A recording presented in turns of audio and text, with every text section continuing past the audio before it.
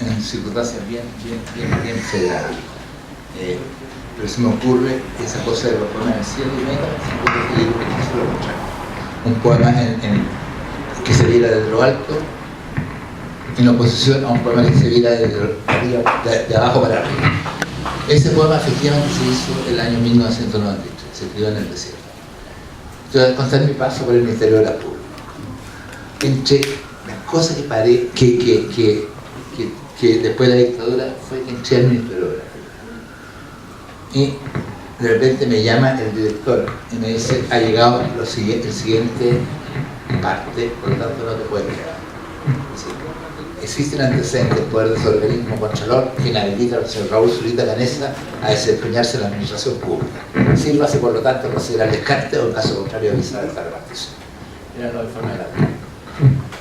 Me fui sintiéndome Che Guevara, o sea, profundamente orgulloso de que además no tenía nada de ganas de estar en el Ministerio de Obras Públicas. Pero claro, era la cesantía más absoluta. Después estuve como delegado cultural en el tiempo de Elmo, un poco de Freire. Llegué a Chile y un compañero mío de universidad, ingeniero, Oscar Ferrer, le dijo: oye, no, llego a nada, vente a trabajar conmigo, te pongo como asesor. Estuve físicamente como asesor de 3 años, gran tipo, pero ya se había hecho ya la escritura en el desierto. Se debió, que una vez lo conté a Carlos Hurtado. Carlos Hurtado era entonces ministro de la República del gobierno de él. El tipo es un tipo muy impresionante, aunque la última elección se volcó a su origen y votó por Sebastián Piñera. Pero un tipo que, a pesar de eso, lo quiero mucho, seguimos siendo amigos. Él se voló con la idea y fue el gran gestor de eso. Ahora, por supuesto, ahí entre paréntesis no se gastó plata pública, no se movió nada. Lo financiaron 10 pintores chinos, de los cuales estoy profundamente agradecido. Y ellos donaron la obra y Carlos Hurtado se las vendió, esas cuadros, a empresas constructoras. Por supuesto, él no podía decir: compren ese cuadro. O sea, no lo podía obligar. Él era el Ministerio de la Pública. O sea, era un ministro.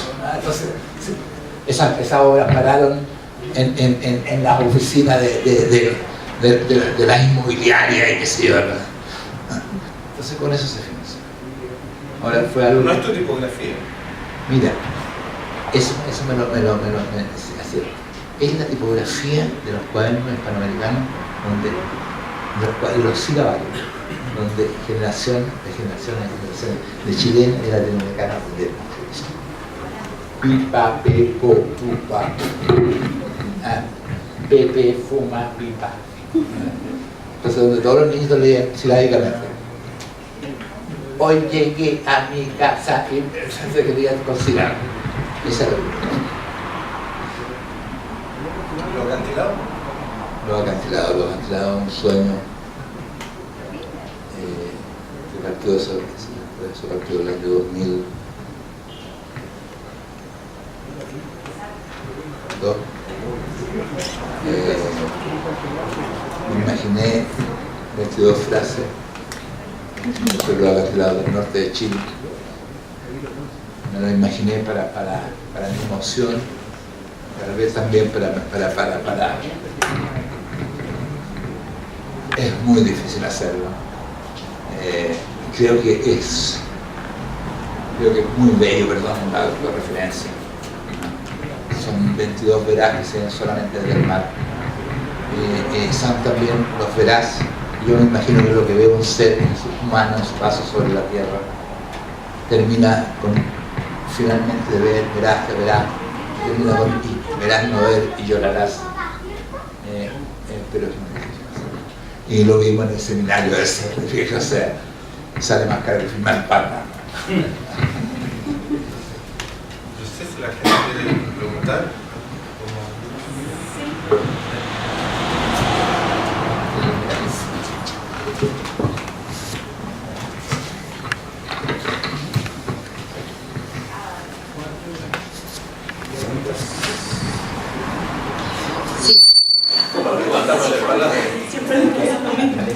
Ya, perdón, estoy disculpando. Yo quería, bueno, antes de abrir un poco el debate o la conversación, el diálogo que puedan tener ustedes, preguntas, dudas con nuestros invitados.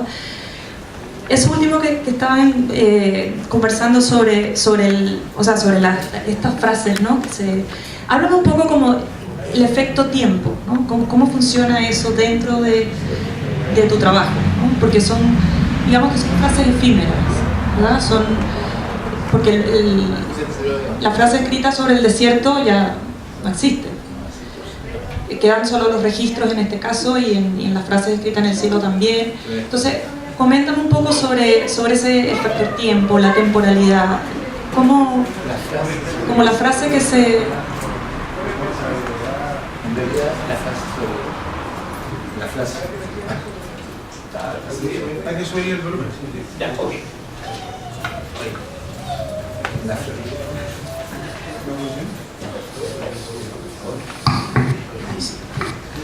Ahora, las frases sobre el cielo, claro, son absolutamente efímeras. Toda la acción de trazar esas frases, por ejemplo, Fabián se demoró como 2 horas y media, las frases permanecían como 10 minutos en el cielo. La frase "el desierto desaparecerá cuando el desierto desaparezca", está incorrecto. Lo que pasa es otra cosa. Lo que pasa es que fue hecha con bulldozer. Es un trazado bajo relieve. Dice "ni pena ni miedo". Y el fondo de la letra, porque era visible porque se producía un contraste de colores, pero el fondo de la letra tomó el mismo color de la superficie.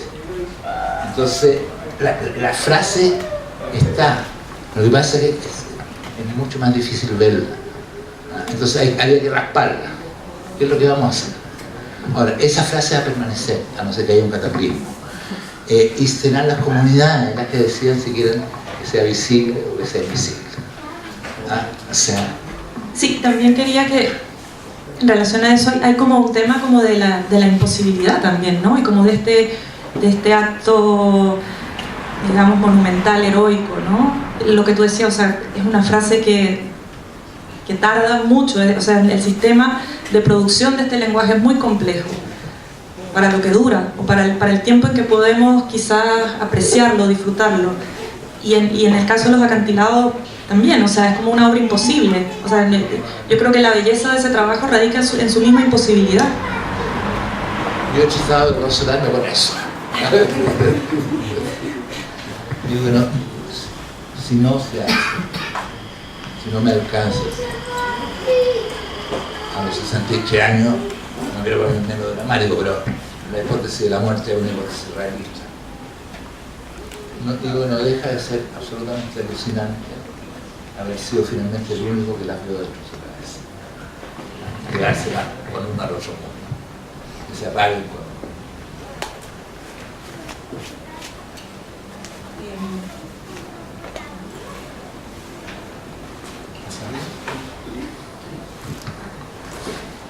Sí, también quiero aprovechar un poco para que Camilo, no sé, si puedes contarnos, tú tienes una muestra también próxima, aparte de las 2 muestras que están ahora en vista en D21 y en Sala Gasco. A ver si nos adelantas un poco de esa exhibición y por qué esta suerte de trilogía de muestras. ¿A qué responde eso? ¿Fueron coincidencias o es parte misma de la idea o de lo que está detrás de todo este trabajo? ¿Se vinculan entre sí las muestras? Claro.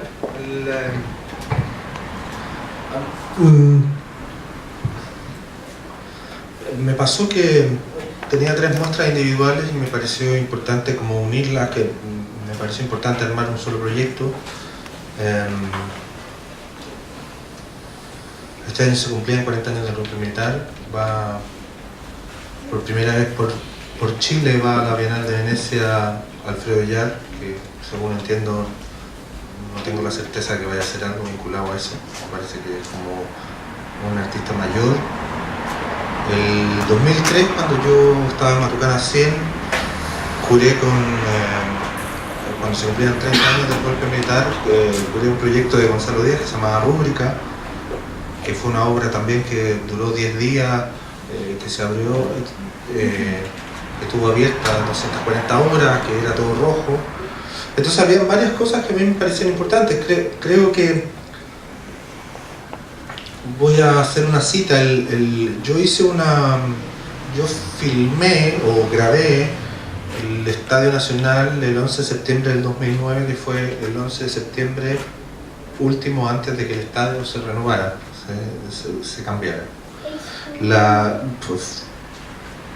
pieza o la característica de la pieza era que en ese momento el estadio había empezado a ser desmantelado, por lo tanto las bancas habían sido sacadas, las rejas habían sido botadas, el pasto había sido levantado, y lo que hicimos básicamente fue hacer una película que escaneaba el espacio.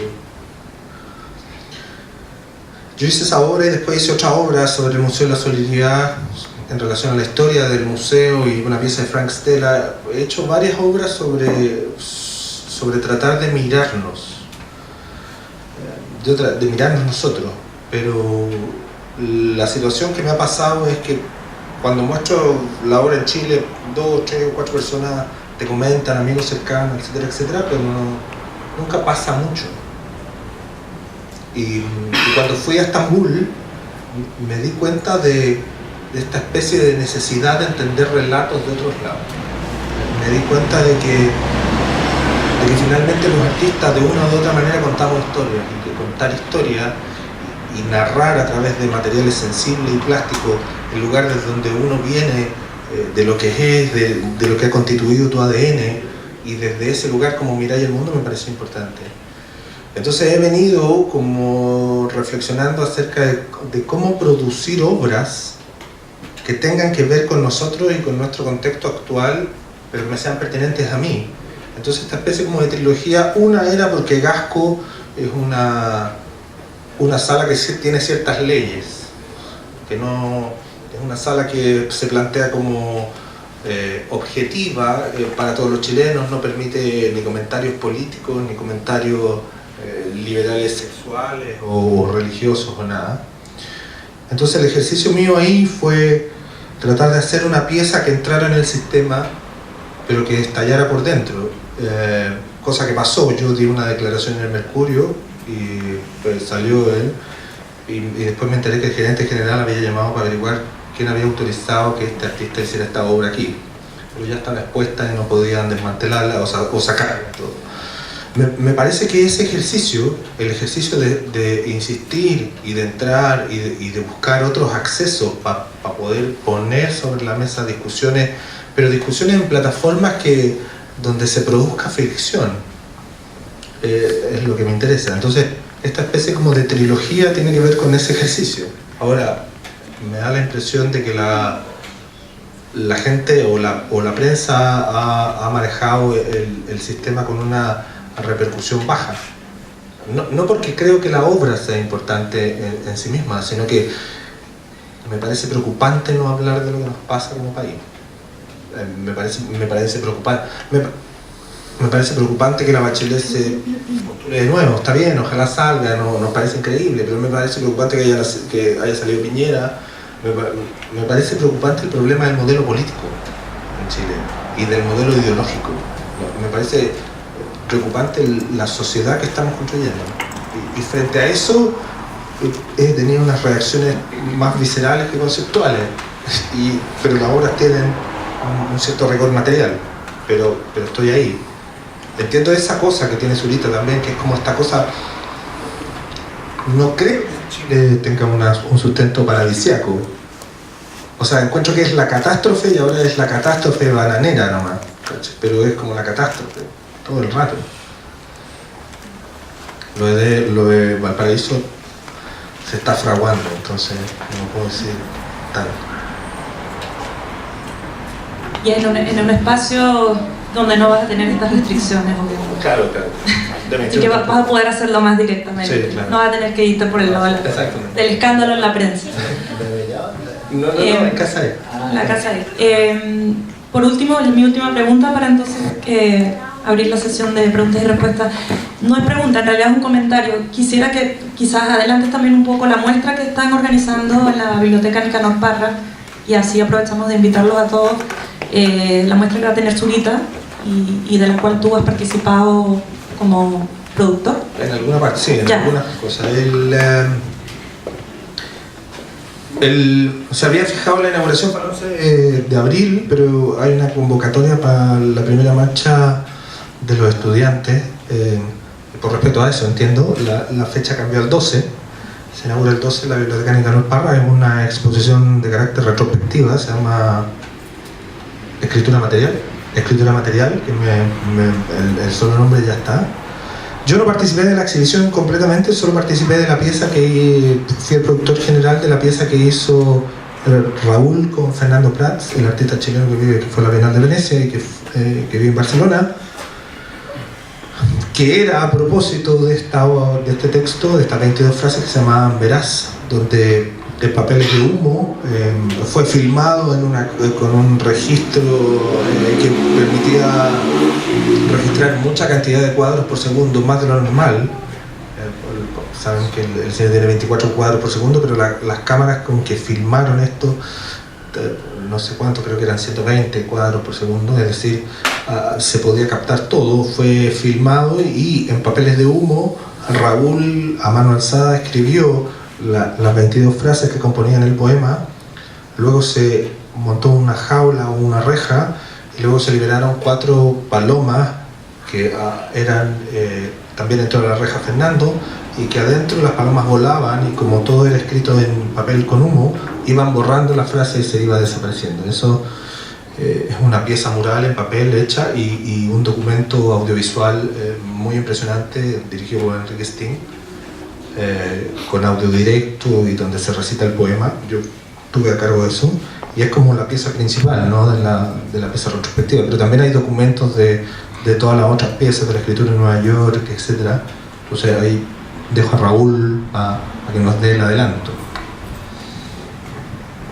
Yo no es mi medio natural hacer, ando haciendo retrospectiva por la vida, te digo. Entonces el que sabe es Ramón. Porque yo las cosas que tenía a mano, la información, se las pasé a alguna fotografía. Se las pasé a un curador. Se las pasé a un curador. Y se ven muchas, parece, hay manuscritos, hay donde se da cuenta del proceso de creación. Me encontré con cosas que tenía casi olvidadas. Efectivamente está el video de la Virgen en el cielo, que es un video extraño, a partir del año 82, tiene toda la marca de cómo se hacían esas cosas. ¿Lo filmó Downing? Lo filmó Downing, Sí. Pero no está la genialidad de Downing, pero eso hizo cámara. Y se le perdía de repente la imagen, entonces todo se hizo. Y con unas cámaras que pesaban, pero todos los tipos terminaban, pero con las columnas, entonces está el registro, la gestación de los poemas.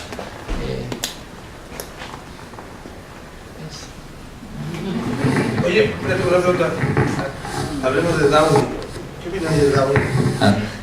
Me fascina él como personaje, me encanta él como persona y su obra muy.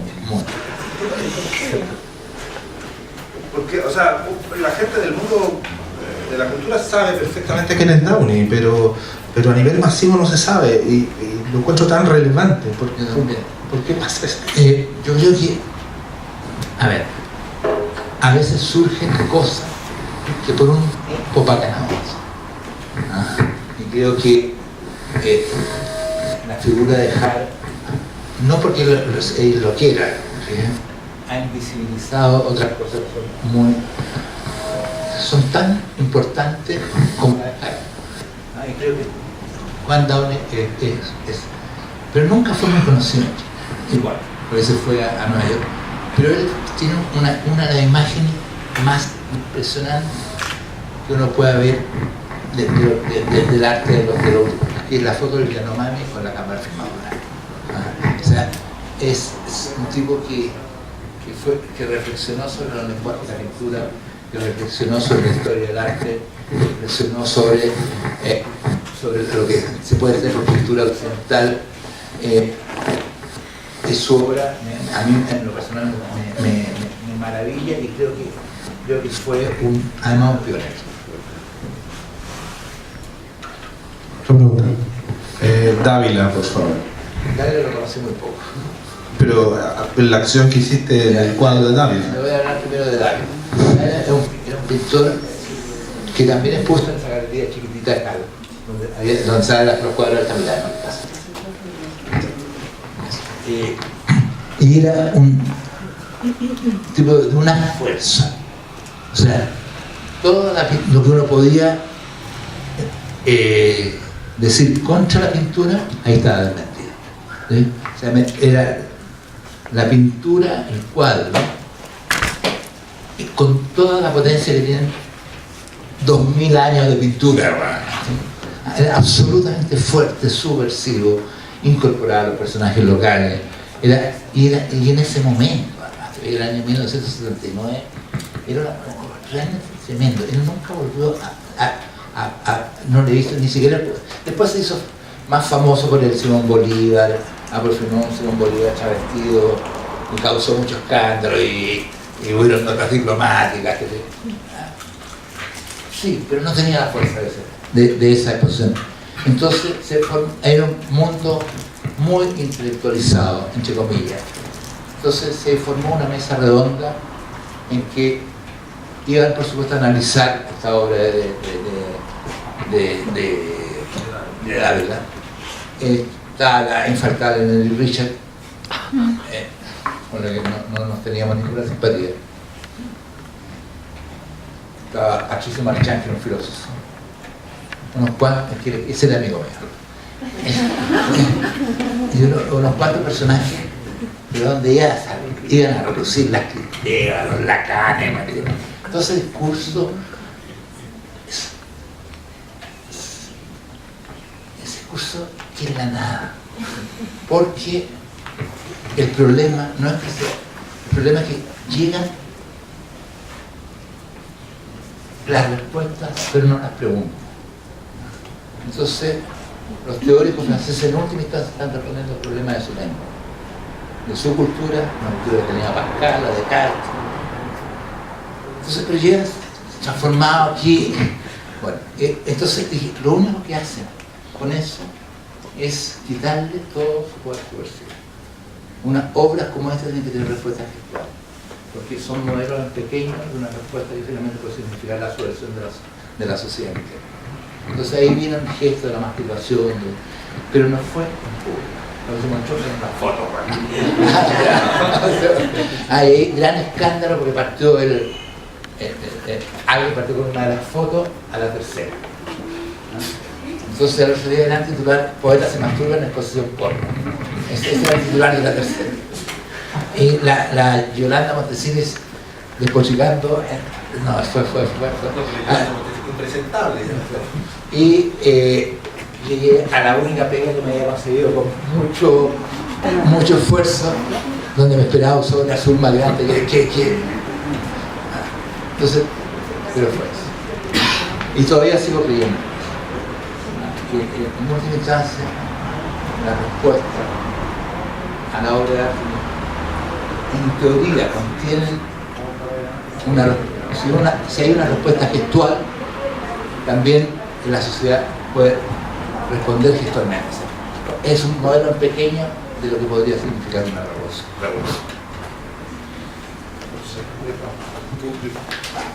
¿Preguntas del público?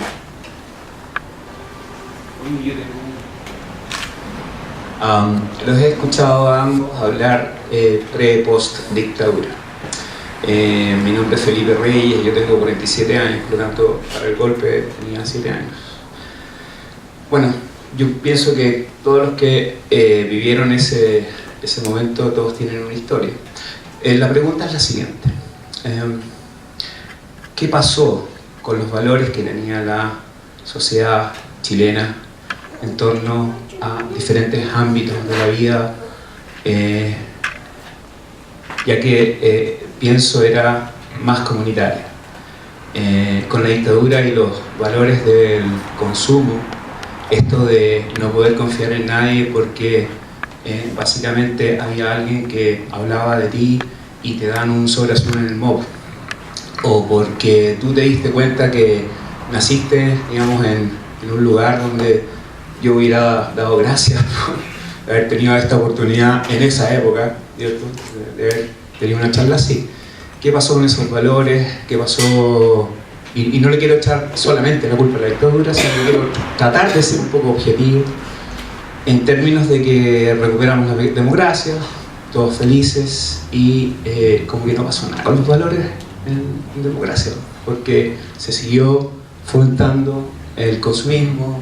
Y bueno, yo creo que hablar más sobre eso sería redundante porque lo vemos a diario cuando salimos a la calle. Entonces mi consulta es, señores, ustedes que son un referente, sé que no tienen la respuesta, sé que no son los dioses, pero me gustaría saber su opinión de cómo lo hacemos.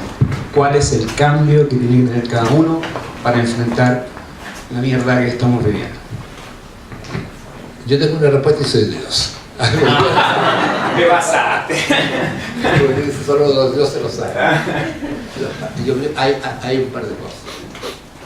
La dictadura fue un periodo para muchos muy fuerte, muy feroz y bueno, y sin embargo fue un periodo también de una extrema solidaridad, donde porque toda tu vida dependía también del tipo que está igual que tú, y en condiciones adversas se crean lazos de solidaridad, de amor, de compañerismo. Sí, pero pero por eso mismo es más fuerte. La amistad de los soldados en la guerra parece impresionante. Precisamente porque no hay solamente sexo, todo lo demás es muerte. Entonces, conversaciones impresionantes, alucinantes, al borde del toque de queda. Bueno, eso fue lo único bueno de la dictadura, fue que hizo aflorar el sentimiento de compañerismo, de solidaridad, de hermandad, de lealtad. Y fue lo único bueno que tuvo, fue lo primero que se logró. O sea, lo único que se aprendió, que valía la pena que perdurara, fue exactamente lo que emergió una sociedad individualista, egoísta en extremo, que no entendió nunca, incluso ni siquiera la ayuda internacional, o sea, la solidaridad de los demás pueblos tuvieron con los exiliados chilenos, con la situación interna. Y Chile no ha devuelto nada de eso. Soy muy amigo de un tipo que dirigió el Programa Mundial de Alimentos de las Naciones Unidas, y la contribución de Chile a solidaria es absolutamente cero. O sea, países pobres le abrieron sus puertas a los exiliados chilenos. Tuvo una solidaridad internacional impresionante. Este país, coqueteando con la OCDE y sin retribuir, entonces es bien feroz lo que emerge de la dictadura. Todo lo que yo soñé que podía pasar si se acababa es exactamente todo lo que no he visto. Esa es mi Colombia.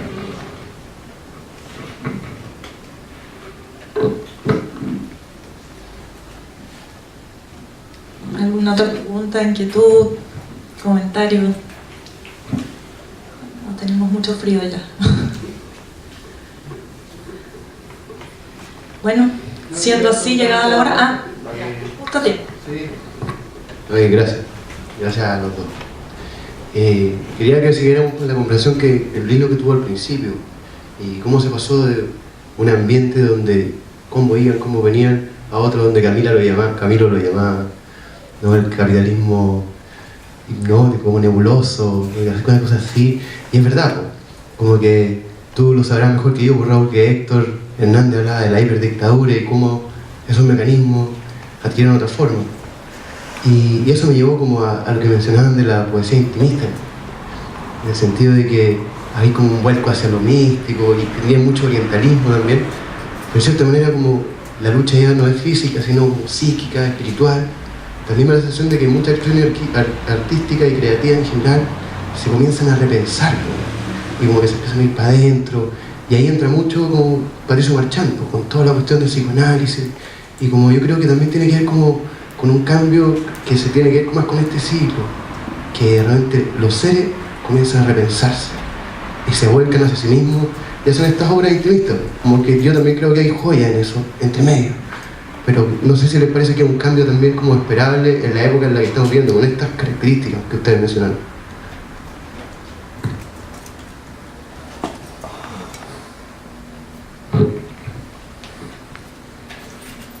Yo he visto surgir una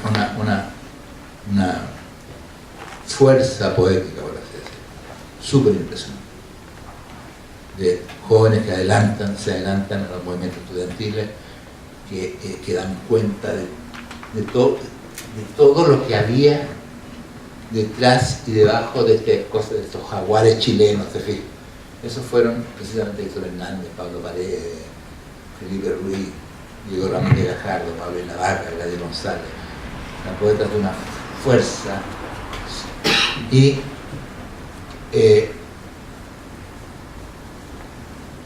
ahora,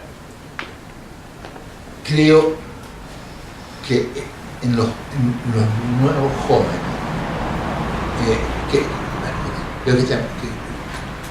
lo de los movimientos estudiantiles no es un hecho aislado. Creo que realmente la historia vuelve a comenzar. Que el golpe fue tan fuerte, que sus efectos duraron casi 40 años. Y que realmente de nuevo es una sociedad que se empieza a levantar. Y que eso estaba absolutamente, si uno lee un poema de Héctor Hernández Montesino, se llama Las nobles verdades del amanecer, había visto absolutamente todo lo que se veía. O El baile general de los niños de Diego Ramírez. Poemas hechos por jóvenes, jóvenes alternativos, que realmente vieron con 6 años todo lo que realmente se venía. Con sorpresa he visto que de los más jóvenes, eso ya no está. Es mucho más, a lo que tú dices, mucho más intimista, más. Pero esta movilización, o sea, hay que pensar que el lucro se puso como, era absolutamente indiscutible, estaba instalado en nadie cuestionaba eso. A mí me pareció impresionante, pero nadie lo cuestionaba. Se daban como por verdades reveladas, por teologales. Sin embargo, estos poetas fueron como la vanguardia anunciatoria de la cosa que ya estaban despertando. Creo que la historia recomienza de otra forma, de otra manera, y que es una lucha que nace casi con lo humano y que probablemente no concluye nunca. Pero lo que es mi generación, a la que yo pertenezco, fue profundamente dolorosa. O sea, está esa cosa Rambo de una temporada en el infierno, de conquistar la espléndida ciudad. A nosotros esa conquista de la espléndida ciudad nos fueron negadas. No conquistamos la espléndida ciudad. Con entusiasmo y con cierta melancolía veo el surgimiento, el resurgimiento y la movilización de parte importante de la sociedad chilena. Me recuerda las movilizaciones, me recuerda que no las vi, las primeras movilizaciones obreras, la fundación del Partido Comunista, o sea, fue desde otro punto de vista, pero empieza la lucha por niveles mayores de dignidad, de justicia, de igualdad. Y te digo, bueno, entonces, y les deseo absolutamente lo mejor, que su victoria sea total, que conquisten las espléndidas ciudades que a nosotros nos fueron negadas, y lo digo con cierta melancolía porque yo no lo veré. Bueno, muchas gracias a todos por haber venido y los invito a que nos acompañen el próximo viernes 12. Vamos a tener otra conversación con Ramón Castillo, director de la Escuela de Arte de la Universidad Diego Portales, y va a estar acompañado de Arturo Duclos, que es director de la Escuela de Arte de la Universidad del Desarrollo. Esa conversación va a estar más dirigida hacia la educación del arte en Chile, un poco hablar del tema en las universidades, qué pasa con los egresados de estas universidades, qué pasa con todos estos artistas que cada año se suman a las filas y filas de artistas. Muchas gracias de verdad por haber venido y bueno, los invito a que se queden un ratito más. Vamos a ver si conseguimos algo abierto para invitarles una copa y si quieren acompañarnos, más que bienvenidos. Gracias.